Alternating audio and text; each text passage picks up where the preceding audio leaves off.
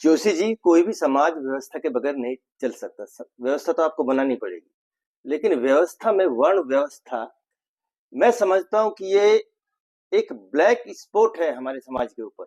ये किसने बनाया, कब बनाया, मनु के टाइम से बनाया, स्वतः बन गया, ये मुझे नहीं पता। लेकिन आप क्या समझते हो वर्ण व्यवस्था के बारे में? हम्म अगर वर्ण व्यवस्था को समझें, वर्ण का मतलब होता है क्लास, हम्म। व्यवस्था का मतलब होता है स्ट्रक्चर। अगर समाज जैसे ही कॉम्प्लेक्स होगा, बड़ा होगा, हम्म। तो उसको एक अपना स्ट्रक्चर बनाना ही पड़ेगा। स्ट्रक्चरलेस समाज सिर्फ जंगलों में हो सकता है। जंगल से जब हम शहर के लेवल पे, बड़े लेवल पे आएंगे, कोई ना कोई सामाजिक स्ट्रक्चर बन ही जाएगा, या हम बनाते नहीं है, बन ही जाएगा, स्वतः ही अपने आप में रूप ले लेगा। और जब भी कोई स्ट्रक्चर होगा, उसमें हमेशा ही अलग अलग तरीके के लोग होंगे, और धीरे धीरे वो अलग अलग क्लासेस में बढ़ जाएंगे, ठीक है, उनके रोल के हिसाब से। अब हम अपनी वर्ण व्यवस्था को देखें, जिसमें कि हम कहते हैं 4 मेन वर्ण हैं, क्योंकि वर्ण में बहुत सारे सब वर्ण भी हैं, कास्ट भी हैं, सब कास्ट में। तो मेन 4 जो हमारे वर्ण हैं वो हैं ब्राह्मण, क्षत्रिय, वैश्य, शूद्र। यही है। ब्राह्मण का अर्थ वो है जो भी व्यक्ति ज्ञान की बातें कर रहा है, बातों को सुना जाता है, उसकी बातों को माना जाता है, तो उसकी बातें माने जा रही है, इसलिए उसका कहीं ना कहीं सबसे ज्यादा इंपॉर्टेंट हो जाता है। दूसरा है क्षत्रिय। क्षत्रिय वो है जिसके हाथ में पावर है, सत्ता है, ठीक है, वो भी बहुत इंपॉर्टेंट है। तो जो सत्ता को रिप्रेजेंट कर रहा है वो क्षत्रिय है, और हर समाज को रिप्रेजेंट कर रहा है, उसकी एक बहुत इंपॉर्टेंट पोजीशन है, उसकी रिस्पॉन्सिबिलिटी उसको सिस्टमेटिकली चलाए रखना, तो वो है वैश्य समाज। तो इसलिए उसका अपना एक स्थान है। ये तीनों सिग्निफिकेंट है, ऑटोमेटिक है, किसी भी सोसाइटी में होगा ही। और उसके अलावा जो बाकी लगे जो लोग हैं, जिनका ऐसे कोई रिस्पॉन्सिबल पोजीशन नहीं है अथॉरिटी की या रिस्पॉन्सिबिलिटी की, वो लोग हो गए शूद्र। शूद्र का मतलब होता है क्षुद्र। क्षुद्र का जो इंग्लिश वर्जन होता है, मतलब है, वो है इनसिग्निफिकेंट, जिसको आज के में बोलते हैं कि जनता जनार्दन या आम जनता। तो जो आम जनता है मेरी नजर में, वो सारे जैसे मैं और आप, हम लोग आम जनता है। तो क्या शूद्र होना कोई गलत है? तो हर व्यवस्था में शूद्र भी होगा, रैदर व्यवस्था वो अच्छी जिसमें 90% से ज्यादा लोग इनसिग्निफिकेंट है। लेकिन इनसिग्निफिकेंट को सिग्निफिकेंट भी बनाया जा सकता है, वो उसके ऊपर डिपेंड करते हैं, क्योंकि रविदास और कई सारे संत हमारे हुए, कबीर राजा हुए हैं हमारे भाई, हुए ना। हाँ, ऐसा तो नहीं है कि उनको मानते थे कि महाराजा नहीं हुए। तो उनका सोशल बिहेवियर उस तरह का होना चाहिए, वो उस तरह से अपने आप को प्रेजेंट करे, उस तरह से आपको, कि उनको लोग मानने लगे, तो ऐसे हुआ। तो अभी भी हम ना कई बार ये सोचते हैं, हम ना इंडिविजुअलिस्ट उसमें चले जाते हैं, क्योंकि हमारी एक सोच है। हाँ। जैसे हम सोचते हैं व्यक्ति के हिसाब से या किसी कास्ट के हिसाब, तो इनफैक्ट जीवन के सबसे ज्यादा मजे लेने चाहिए इनसिग्निफिकेंट आदमी को। क्यों? मेरे पे कोई बंदिश नहीं है, मैं अपने जीवन को अपने हिसाब से जी सकता हूँ। कोई भी व्यक्ति जो सत्ता में है, कोई भी व्यक्ति जो सामाजिक पोजीशन में है, उसको बंधन में जीना है, मुझे बंधन में नहीं जीना है। मैं लगभग कुछ भी कह सकता हूँ, वो सोच के कहेगा। आप बोल सकते हैं क्योंकि हमें पता हमारा कोई नुकसान नहीं हो सकता, क्योंकि हमारा कोई स्टेक ही नहीं है। So stakeless people are basically enjoy their freedom.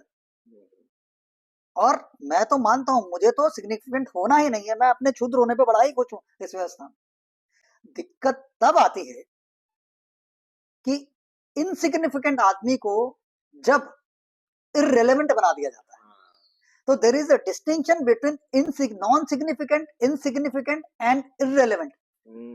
जब वो व्यक्ति अगर मुझे इररिलेवेंट बना दिया जाए, फॉर एग्जाम्पल कि मैं सड़क पे चलता हूं तो मेरी कोई हस्ती ही नहीं है, मुझे कोई भी नेता आके थप्पड़ मार दे, या कोई मुझे धमका दे, या मैं सत्ता के आगे कमजोर होता हूं, जब व्यवस्थाएं टूट जाती हैं, तो जो लोग पोजीशन पे बैठे हुए अथॉरिटी की, रिस्पॉन्सिबिलिटी की, वो सत्ता का और ताकत का दुरुपयोग करने लगते हैं, तब ही क्षुद्र जीवन होता है ना, व्यथित जीवन होने लगता है।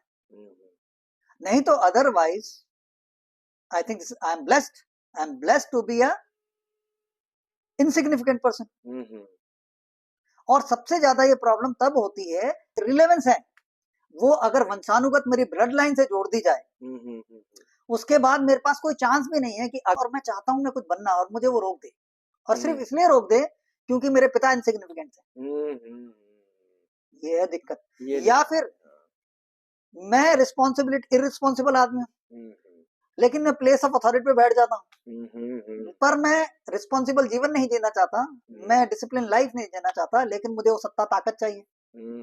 तो क्या हो जाऊंगा मैं एक प्रॉब्लम हो जाऊंगा। जैसे होता है ना, राजा का बेटा राजा बनेगा।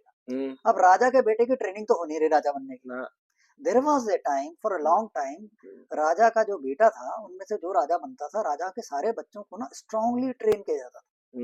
आम आदमी का बच्चा गुलाम डंडा खेल रहा है, गुल्ली डंडा खेल रहा है, मस्ती मार रहा है, लेकिन राजा के जो बच्चे थे they are living a very very tight life कि उसको उस लायक बनना है, उसको शस्त्र विद्या सीखनी है, उसको ज्ञान सीखना है, उसको नॉलेज सीखनी है, उसको व्यवहार करने का तरीका सीखना है। तो उसमें फ्रीडम की कोई बात ही नहीं है, बेचारे के लिए फ्रीडम नहीं है, इसीलिए तो लोग शायद उसको रिस्पेक्ट करते थे। He lives a very very restricted life, बंधनों में बना हुआ है। लेकिन अगर कोई व्यक्ति है जो बंधन में तो नहीं बनना चाहता लेकिन मजे लेना चाहता, he want respect and power of a king but not the responsibility of burden of that life, वो है प्रॉब्लम। और वो सिर्फ इसलिए ले रहा है क्योंकि उसका बाप राजा था। तब आ जाता है पोल्यूशन। तो दिक्कत व्यवस्था में कभी भी नहीं थी, आज भी देख लो। आज तो कोई भाई वंशानुगत है, हमारा जो डेमोक्रेटिक सिस्टम है क्या है, उसमें क्या है, आपके चुने हुए प्रतिनिधि हैं जिनको जनता चुनती है, ठीक है, राजनीतिक पार्टियां हैं जो जनता के उससे चलती हैं, ठीक है, आपके सिविल सर्वेंट हैं जो जिन्हें हम कहते हैं जनता की सेवा के लिए बने, जनसेवक ही तो बोलते हैं, पब्लिक सर्वेंट उनका नाम है। आपकी जुडिशरी है, ये सब चुने जाते हैं, ये सब अपने आप में एक तरीका हमको अपॉइंट करने का, ठीक है। तो ये अलग अलग हैं, जैसे हमारे जो भी सत्ता में लोग हैं वो आपके क्षत्रिय मान लीजिए आज की, जो भी हमारे जो सिविल सर्वेंट हैं या बुद्धिजीवी वर्ग है, इनको भी आप मान लीजिए कि ये ब्राह्मण हो गए, क्योंकि इनकी बात मानी जाती है, चाहे वो सरकार में पार्ट हो या सरकार के पार्ट नहीं। कई ऐसे भी हैं जिनको सरकार के पार्ट नहीं है लेकिन उनकी बात मानी जाती है, ठीक है। तीसरे आप कॉमर्शियल वर्ड है, वैश्य समाज हो गया। चौथे बाकी के लोग हो गए, आज भी वही क्लास है। तो मतलब ये वर्ण व्यवस्था थी, है और रहेगी। तो व्यवस्था है तो वर्ण होगा, वर्ण होगा, व्यवस्था बंद कर दो वर्ण खत्म। वहां पे वो क्लासिफिकेशन उस तरह से होगा कि अपर स्टेटस लोअर स्टेटस, वही बात है। अपर और लोअर होना गलत बात है, क्लासेस होंगी। क्लासेस क्या होंगी अगर आप स्ट्रक्चर में से सिस्टम हटा दो। जैसे होता है ना, मेरा एक स्ट्रक्चर है लेकिन इसमें सिस्टम, जैसे मेरे पास कार है, अरे कार होगी तो स्टीयरिंग उसमें एक ही होगा, उसमें चार तो लग नहीं सकते ना यार। हर पुर्जा बोले मेरा स्टीयरिंग, टायर चार होंगे, बिल्कुल बहुत सारे पुर्जे होंगे, सीटें होंगी, लोग बैठ के। तो अगर जब भी आप कोई स्ट्रक्चर बनाएंगे तो उसमें आपको वर्क और अथॉरिटी एंड पावर का जो सोर्स है वो तो ऑटोमेटिकली बन ही जाएगा, और वो जब भी व्यवस्था होगी उसमें क्लासेस बन ही जाएंगी। आप व्यवस्था से क्लासेस नहीं निकाल सकते। जैसे कि मैं बोलूं मैं अपने कपड़े से धागा निकालना चाहता हूं, आप कपड़े से धागे नहीं निकाल सकते। लेकिन प्रॉब्लम यहाँ ये है कि जो डिजर्विंग नहीं है और वो उसको अगर हम कुछ एक ओधा या कोई उस तरह से दे दें तो वहां प्रॉब्लम है। वो डिजर्विंग बनाए अपने आप में, तो तब जाके तो ये खत्म होगा। हाँ बिल्कुल सही बात की।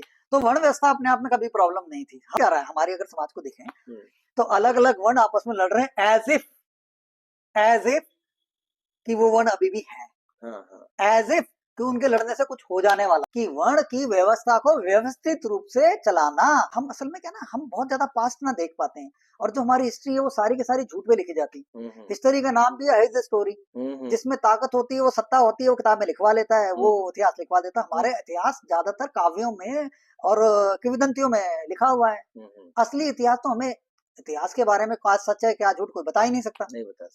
तो मुझे ये लगता है, जो समझ में आता है कि जो इतिहास है उसकी अगर कहानियों को काट दें तो व्यवस्था में हमेशा वर्ण रहेंगे हैं, और इसका कोई दिक्कत ये, जब ये चालू हुए होंगे तब इसके चेक्स एंड बैलेंसेस रहे होंगे। आई गिव यू एग्जांपल, हमें आजाद हुए करीब 80 साल हुए, साल का तो हम इतिहास देख ही सकते हैं ना। क्या हमारी सत्ता की व्यवस्था वंशानुगत नहीं हो गई?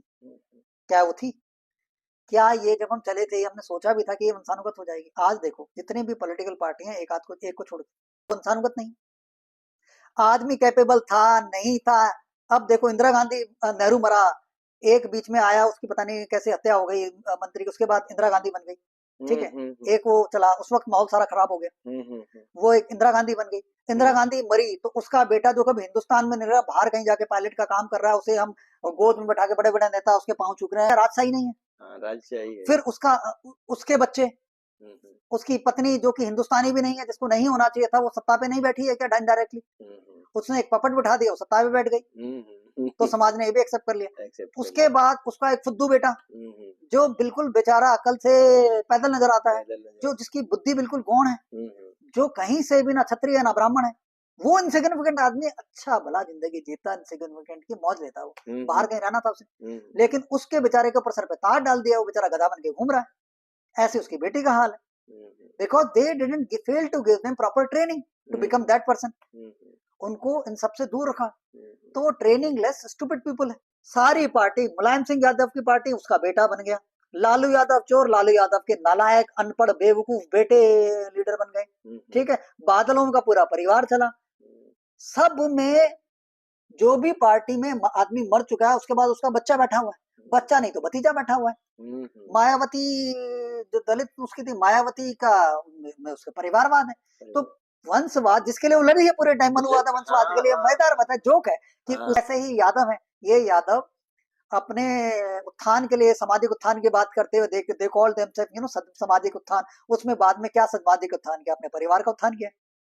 मतलब पार्टी का नाम समाजवादी, समाजवाद को दरकिनार कर दिया, परिवारवाद है, लोग उसको एक्सेप्ट कर रहे हैं, परिवारवादी चल रहा है, परिवारवाद चल रहा है। तो उसमें क्या वो इंसानुगत नहीं है? तो हमारी पॉलिटिक्स 80 साल में, जबकि दूसरी तीसरी जनरेशन ही आई है, दूसरी तीसरी जनरेशन आते आते इंसानुगत पॉलिटिक्स, और उसको चुन कौन रहा है? क्या वो चुना रहे हैं अपने आप? जनता। प्रॉब्लम तो जनता में है। दूसरा सिविल सर्वेंट है, सिविल सर्वेंट में भी अगर आप ध्यान से देखेंगे तो सर्टेन किस्म के लोगों और सर्टेन परिवार के लोगों ने मेथड क्रैक कर लिए कि कैसे पहले तो वो अंदर घुसे। कई लोग एग्जाम से क्रैक नहीं कर पा रहे हैं तो और तरीके भी ढूंढ लिए उन्होंने सत्ता में मिलके कि कैसे grade A grade B type के आपको ओएसडी बन के, आपको ऐसे कई एग्जाम्पल मिलेंगे। व्यक्ति जो स्टेनो था, वो स्टेनो में भर्ती होके चीफ इंजीनियर बन गया नोएडा का।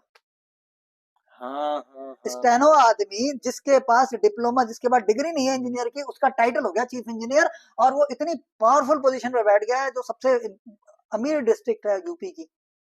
तो क्या ये, और ये तो हमको दिख रहा है, ऐसे कई तरीके के ग्रेड ए ग्रेड बी की पोजीशन ऐसी खुली है जिसमें से कि OSD officer and special duty etcetera सा मार के एक नालायक आदमी को ये टॉप में ब्यूरोक्रेसी में पहुंचा देते हैं। दूसरा, एक और बात अगर ध्यान से कोई रिसर्च करे, मैंने थोड़ी बहुत करी, कि जो हमारे जो मिनिस्टर, देखो जो भी आईएएस ऑफिसर बनता है उसके बाद ऑफिसर बनता है, उसके लाइन से ऊपर चलता रहता है। उसके बाद क्या जो ऊपर जाते हैं, जो सेक्रेटरी बनते हैं, इंपॉर्टेंट जगह के सेक्रेटरी बनते हैं, इंपॉर्टेंट पोजीशन में बैठते हैं, क्या वो लोग थे जो टॉपर थे उनके? नहीं, वो लोग थे जिनके परिवार जुड़े हुए हैं, जिनकी हायरार्की जुड़ी हुई। तो कहीं ना कहीं हमारी जो एग्जीक्यूटिव है, जो एज सच सेलेक्ट होके आती है, इलेक्ट भी नहीं होती, वो भी कहीं ना कहीं वंशानुगत है। हमारी जुडिशरी, जितनी ज्यादा वंशानुगत हमारी पॉलिटिक्स पार्टी नहीं है, उससे ज्यादा वंशानुगत तो हमारी जुडिशरी है। जुडिशरी तो मेरे को लगता है 100-200 परिवार मिलकर हमारी जुडिशरी बनाते हैं। अरे मैं एक जगह तो ऐसा सुना कि कुछ ने लॉ की डिग्री भी नहीं की था, चीफ जस्टिस बना था।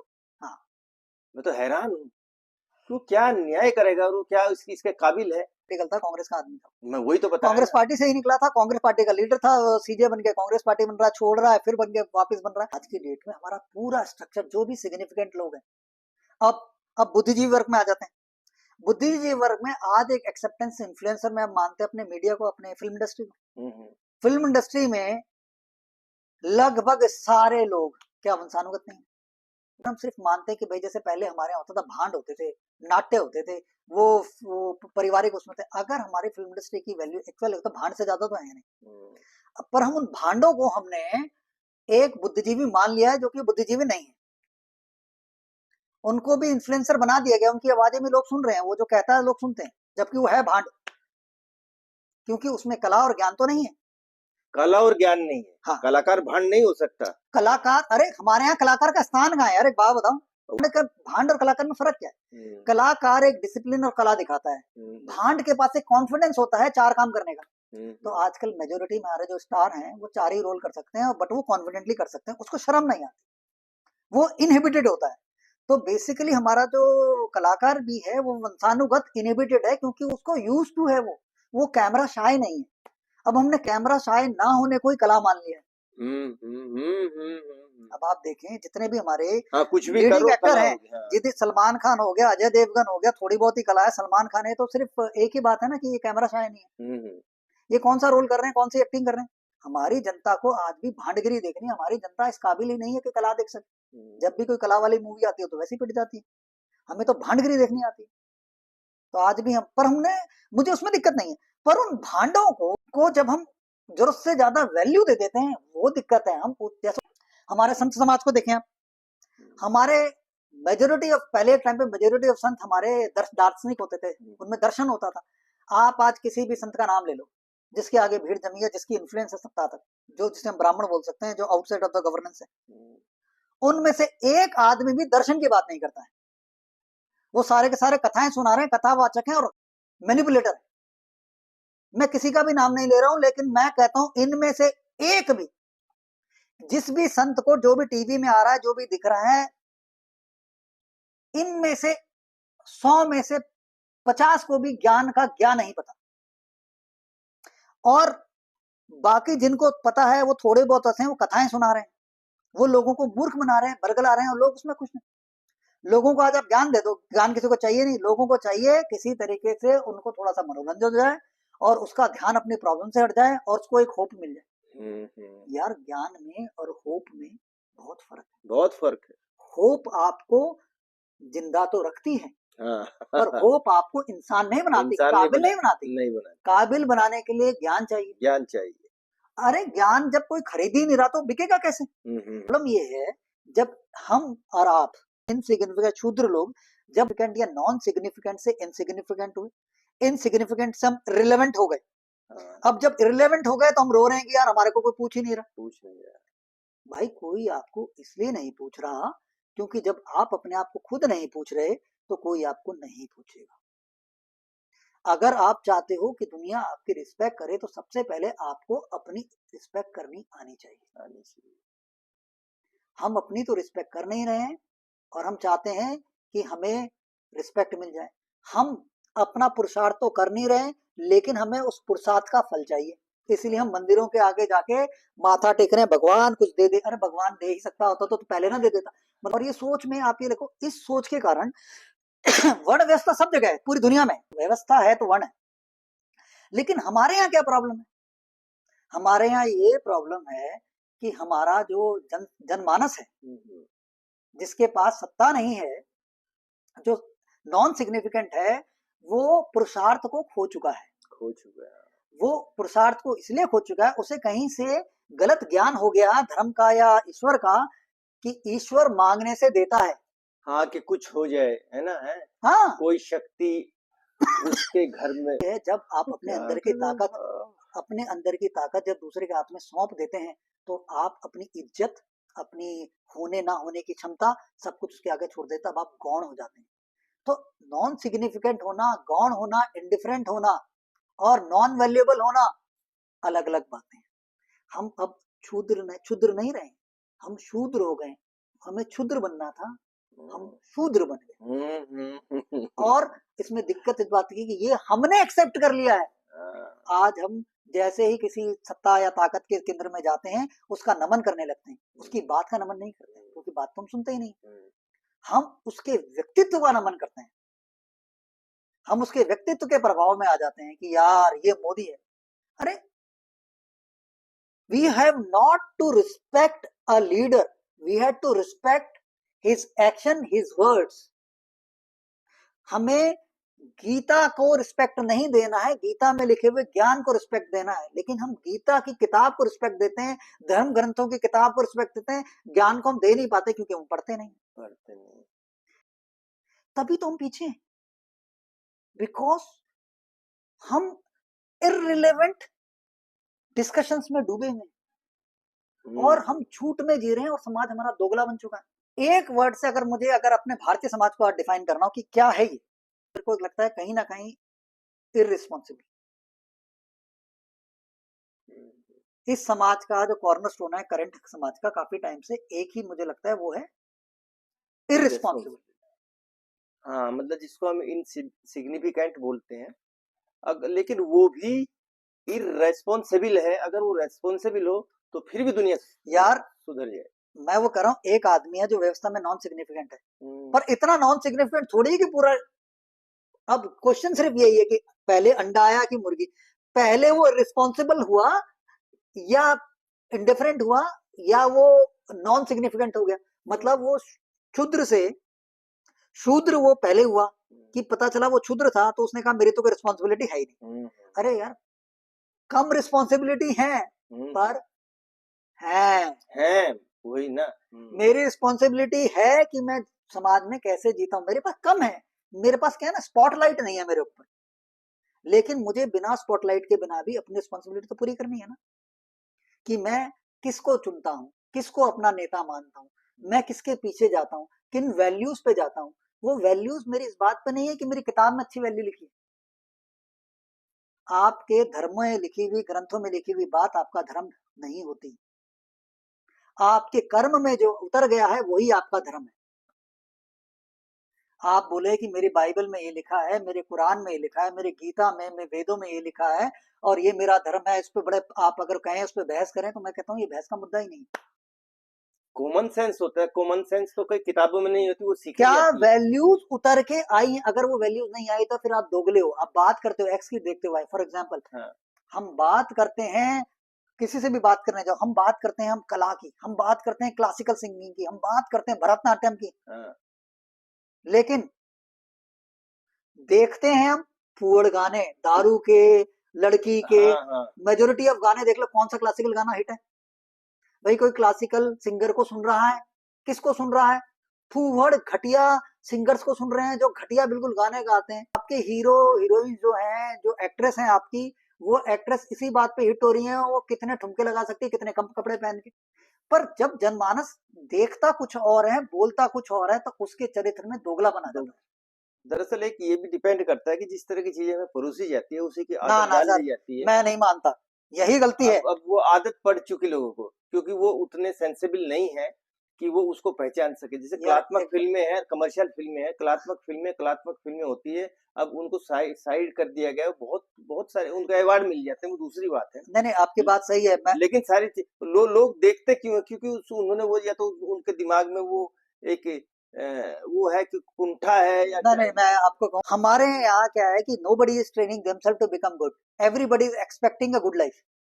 हम्म। सबको चाहिए कि मुझे एक अच्छी जिंदगी मिले, लेकिन अच्छी जिंदगी जीने के लिए जो मेहनत चाहिए वो किसी को नहीं चाहिए। वो किसी को नहीं उसके लिए अपने आप को ट्रेन भी नहीं करना है। उसका लगता है कि सरकार या कोई और आके आपके लिए कर देगा। कर क्यों देगा। कर देगा कोई? क्यों? आप किसी गीली लकड़ी को नहीं जला पाओगे। चिंगारी भी वहीं लगे, आग जलाएगी जहाँ के जिसके अंदर लौ है। अगर किसी के अंदर फायर होगी तो जलेगी। फायर कहाँ से आएगी? फायर बाहर से नहीं आती, फायर अंदर से लानी। अंदर से लानी। तो हम कब तक दूसरों को दोष देंगे? कब तक हम बोलेंगे यार वो तो ऐसे चल रहा है? अरे आप देख रहे हो भाई।